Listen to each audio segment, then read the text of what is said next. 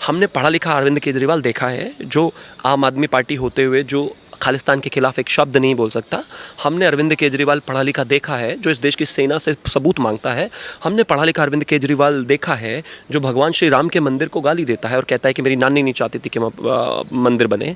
अगर इस देश को ऐसे पढ़े लिखे मिल रहे हैं तो हमें नहीं चाहिए। हमें अपने देश के जो पढ़े लिखे ही हैं वो वाले प्रधानमंत्री चाहिए, और उनकी जो क्वालिटी है, उनकी जो काबिलियत है, वो इस देश की जनता बारंबार देश को और लोगों को बता रही है। देश के प्रधानमंत्री से पूछ रहा है कि उनकी डिग्री क्या है। प्रधानमंत्री की डिग्री इस देश के 40 करोड़ से ज़्यादा वोट्स हैं। संसद सत्र होते हैं और असेंबली सत्र होते हैं, विधानसभा सत्र होते हैं। वो देश के प्रधानमंत्री को गाली देने के लिए तो होते नहीं हैं। एक दिन का खर्च मुझे लगता है कम से कम 50-60 लाख रुपए होता ही होगा। आपको अगर सभा सिर्फ प्रधानमंत्री को गाली देने के लिए करनी है तो सड़क पे आके मीडिया को बुला के दे दो ना भाई। वैसे भी तो 500 करोड़ रुपए एड्स में उड़ाते ही हो। संसद का समय या विधानसभा का समय क्यों बर्बाद कर रहे हैं? लेकिन जबरदस्ती फ्रस्ट्रेशन निकालना, जब आपके सारे लोग पकड़े गए हों, जेल में हों, आपका नंबर आने वाला हो, आपके iCloud से जो है डेटा निकाल लिया गया हो क्योंकि शराब पॉलिसी में आप ही हैं। आज तक के इकलौते ऐसे हिंदुस्तान के इतिहास में चीफ मिनिस्टर है जिनके पास एक डिपार्टमेंट नहीं है, एक जगह साइन ना करना पड़ जाए। इतना डरपोक मुख्यमंत्री किस काम का? जो एक साइन करने से डरता हो वो जनता का क्या भला करेगा? नमस्कार, स्वागत है आपका हमारे चैनल पर। मैं हूं आपके साथ शेरन। दिल्ली के मुख्यमंत्री अरविंद केजरीवाल का देश के प्रधानमंत्री नरेंद्र मोदी की डिग्री पूछना अब काफी ज्यादा भारी पड़ गया है, क्योंकि गुजरात की कोर्ट ने अब दिल्ली के मुख्यमंत्री पर 25,000 रुपए का जुर्माना लगा दिया है।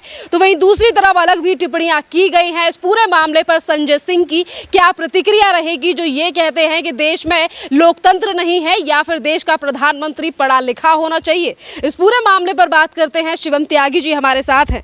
सर, एक तरफ गुजरात की कोर्ट ने, यानी कि फिर एक बार पहले राहुल गांधी की सदस्यता गई और अब अरविंद केजरीवाल के ऊपर 25,000 रुपए का जुर्माना लगा दिया है। अरविंद केजरीवाल बार बार पे इस बात का काफी ज्यादा जिक्र करते हैं कि पीएम नरेंद्र मोदी या फिर देश का प्रधानमंत्री पढ़ा लिखा होना चाहिए। पढ़ा लिखा नहीं होगा तो कोई भी मूर्ख बना देगा कि नोटबंदी कर दीजिए, करप्शन खत्म हो जाएगा। एक भगौड़े से तो हमें कम से कम ये सब नहीं सुनना है। अरविंद केजरीवाल भगौड़े हैं। पहले अपनी नौकरी से भागे, फिर अपने एनजीओ से भागे, फिर अन्ना जी को छोड़ के भागे, फिर कुमार विश्वास को छोड़ के भागे, फिर वो प्रशांत भूषण, शांति भूषण कौन थे, उनको छोड़कर भागे। कितनों को छोड़कर भाग गए। एक भगौड़ा इस देश के प्रधानमंत्री से पूछ रहा है कि उनकी डिग्री क्या है। प्रधानमंत्री की डिग्री इस देश के 40 करोड़ से ज़्यादा वोट्स हैं। प्रधानमंत्री की डिग्री इस देश के कोर्ट ने भी कह दिया दिखाने की आवश्यकता नहीं है। जहाँ तक बात 25,000 की है तो 25,000 तो उसकी जेब से थोड़ी ना जाने हैं भाई। चाहे 500 करोड़ के ऐड का मामला हो, चाहे 25,000 का मामला हो, चाहे लाखों रुपए के शराब के बिल एक होटल में एक दिन के हो, चाहे विपस्सना में लाखों रुपए उड़ा के आने की बात हो। दिल्ली की जनता का पैसा है, मज़े मारने दीजिए अरविंद केजरीवाल जी को, उसमें तो कोई परेशानी नहीं है। लेकिन जहाँ तक बात बार बार प्रधानमंत्री की चेयर को मलाइन करना है, ये अपने आप में बहुत ही ख़तरनाक है। हमने पढ़ा लिखा अरविंद केजरीवाल देखा है, जो आम आदमी पार्टी होते हुए जो खालिस्तान के खिलाफ एक शब्द नहीं बोल सकता। हमने अरविंद केजरीवाल पढ़ा लिखा देखा है, जो इस देश की सेना से सबूत मांगता है। हमने पढ़ा लिखा अरविंद केजरीवाल देखा है, जो भगवान श्री राम के मंदिर को गाली देता है और कहता है कि मेरी नानी नहीं चाहती थी कि मंदिर बने। हमने पढ़ा लिखा अरविंद केजरीवाल देखा है, जो झाड़ू लेके उसके स्वास्तिक के चिन्ह के पीछे भागता हुआ ट्वीट करता है। हमने पढ़ा लिखा अरविंद केजरीवाल देखा है, जो विदेशों में जाकर जो है इस देश का अपमान करता है। हमने पढ़ा लिखा अरविंद केजरीवाल देखा है, जो दिल्ली को करप्शन में डुबा दिया है। हमने पढ़ा लिखा अरविंद केजरीवाल और मनीष सिसोदिया भी देखे हैं, पढ़ाने वाले मिनिस्टर, जो शराब के घोटाले कर करके अंदर है। हमने पढ़े लिखे आम आदमी पार्टी देखी है, जिनके दो मिनिस्टर यानी कि 75% पोर्टफोलियो जिनके पास था वो जेल में पड़े हुए हैं। अगर इस देश को ऐसे पढ़े लिखे मिल रहे हैं तो हमें नहीं चाहिए। हमें अपने देश के जो पढ़े लिखे ही हैं वो वाले प्रधानमंत्री चाहिए, और उनकी जो क्वालिटी है, उनकी जो काबिलियत है, वो इस देश की जनता बारंबार देश को और लोगों को बता रही है। तमाम वोट्स उनकी काबिलियत है, उनकी पढ़ाई है, देश में दिए हुए घर उनकी पढ़ाई है, देश में बनाया हुआ इंफ्रास्ट्रक्चर उनकी पढ़ाई है, देश में बनाया हुआ संसद भवन की आपने बात की थी, वो उनकी पढ़ाई ही है। पाकिस्तान को जवाब देना उनकी पढ़ाई है, उनकी क्वालिफिकेशन है। दुनिया में हर स्तर पर भारत का झंडा ऊंचा करना उनकी क्वालिफिकेशन है। और इस क्वालिफिकेशन को समझने के लिए वो कुमार विश्वास क्या कहते हैं, आत्ममुग्ध बौने की सोच जरा थोड़ी कम है, वो नहीं समझ पाएंगे। सर, इसी के साथ अभी आज अगर अरविंद केजरीवाल के ऊपर 25,000 रुपए का जुर्माना लगाया गया है, तो कल इंडिया टीवी के पत्रकार सौरभ शर्मा ने कहा था कि अरविंद केजरीवाल के द्वारा जो बयान दिए जा रहे हैं संसद पे, सब पे नजर रखी जा रही है, जल्दी एक्शन लिया जाएगा। जिस पर संजय सिंह ने कहा कि दिल्ली की चुनी हुई सरकार का जो है वो अपमान किया जा रहा है। संसद सत्र होते हैं और असेंबली सत्र होते हैं, विधानसभा सत्र होते हैं। वो देश के प्रधानमंत्री को गाली देने के लिए तो होते नहीं हैं। एक दिन का खर्च मुझे लगता है कम से कम 50-60 लाख रुपए होता ही होगा। आपको अगर सभा सिर्फ प्रधानमंत्री को गाली देने के लिए करनी है तो सड़क पे आके मीडिया को बुला के दे दो ना भाई। वैसे भी तो 500 करोड़ रुपए एड्स में उड़ाते ही हो। संसद का समय या विधानसभा का समय क्यों बर्बाद कर रहे हैं? इस देश के प्रधानमंत्री को गाली देना उनका एक राजनीतिक अधिकार है। लोकतंत्र में आप ये करना चाहते हैं एक, लेकिन लोवेस्ट ऑफ लो जाने का एक लेवल होता है।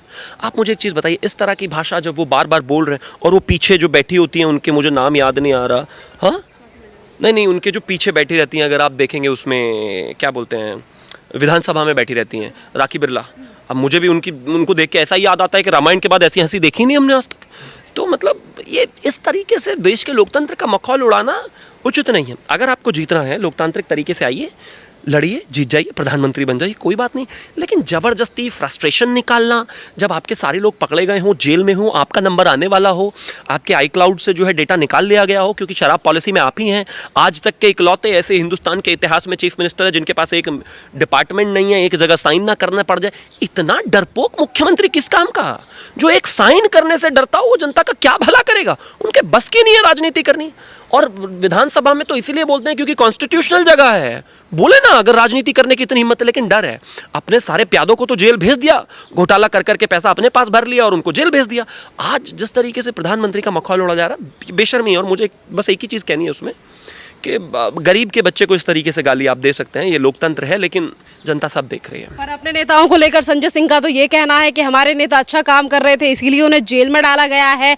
और अगर मोदी जी को जांच ही करानी है तो अडानी के मुद्दे पर जेपीसी की जांच बिठाएं, क्योंकि इससे पहले जो है अरविंद केजरीवाल की पार्टी ये भी आरोप लगा चुकी है कि आज अगर अडानी के पास बिजनेस नंबर 1 है, अगर वो करोड़पति भी थे, तो उसमें पूरा पैसा मोदी जी का लगा हुआ है। आपने कहा कि अच्छा काम कर रहे थे मंत्री इसलिए जेल में गए। इसका मतलब अरविंद केजरीवाल और संजय सिंह अच्छा काम नहीं कर रहे हैं, वो इसलिए जेल नहीं गए? आप ये कहना चाहती हैं, या फिर संजय सिंह ये कहना चाहते हैं?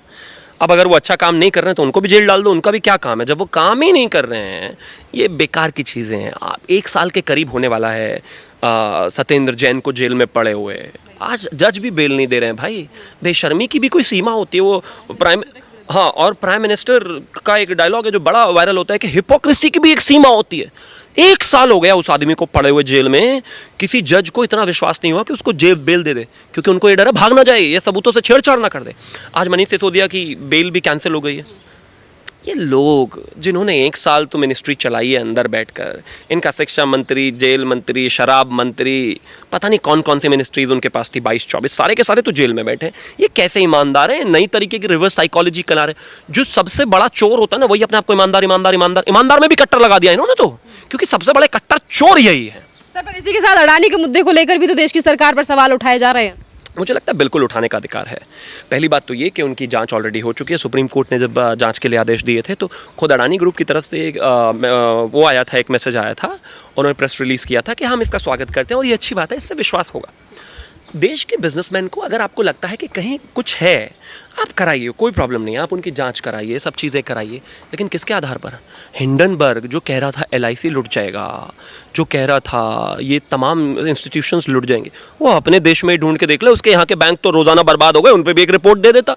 ये देश के खिलाफ प्रोपेगेंडा है, देश के बिजनेसमैन को दबाना, देश की इकॉनमी को दबाना, देश में जिस तरीके से विकास है उसको दबाना। IMF कहता है कि हम 6% की दर से बढ़ेंगे, 6.5% की दर से आने वाले 10 साल में। दुनिया में कोई देश 6.5% की दर से अभी नहीं बढ़ रहा है। तो ये हिंदुस्तान का आगे बढ़ना, ये इन इटली वालों को या फिर यूँ कहिए इन देशद्रोहियों को, खालिस्तान समर्थकों को कैसे पसंद आएगा? इसलिए उनको पसंद नहीं आता और इसलिए वो इस तरह की बातें करते हैं। मैं सिर्फ एक ही चीज़ कहना चाहता हूँ, अगर किसी ने गलत किया है तो वो जेल जाए, अगर किसी ने गलत किया है तो उसके खिलाफ जांच हो, लेकिन उसके खिलाफ जांच करते करते आप देश के खिलाफ जांच और देश को गाली देना बंद कर दें, क्योंकि देश सब देखता है, जानता है, समझता है और उसी आधार पर वोट भी करता है।